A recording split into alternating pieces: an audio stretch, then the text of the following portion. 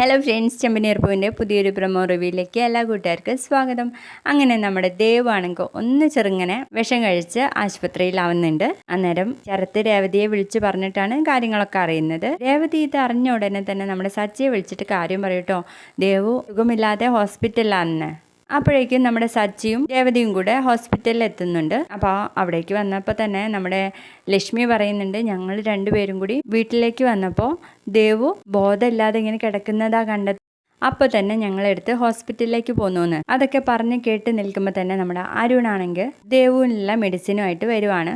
ഇതമ്മേ medicine എന്നൊക്കെ പറഞ്ഞ് ലക്ഷ്മിക്ക് കൊടുക്കുന്ന നേരം നമ്മുടെ സച്ചി പറയും, ശരത്തേ ഇവനോട് ഇവിടുന്ന് പോകാൻ വേണ്ടി പറ എന്നങ്ങ് പറയുന്നതും അരുണിന് തീരെ പറ്റുന്നില്ല കേട്ടോ. അരുണ് പറയുന്നുണ്ട്, ഞാൻ എന്തിനു ഇവിടുന്ന് പോകണം, ഞാൻ ദേവുവിനെ കാണാൻ വേണ്ടിയിട്ട് വന്നതാ, നീയാണ് ഇവിടുന്ന് പോകേണ്ടതെന്ന് പറഞ്ഞിട്ട് ഭയങ്കര കച്ചറ ബഹളം ഉണ്ടാക്കുകയാണ്. അപ്പോൾ രണ്ടുപേരും അടിയുടെ വക്കത്ത് ഇങ്ങനെ നിൽക്കുകയാണ്.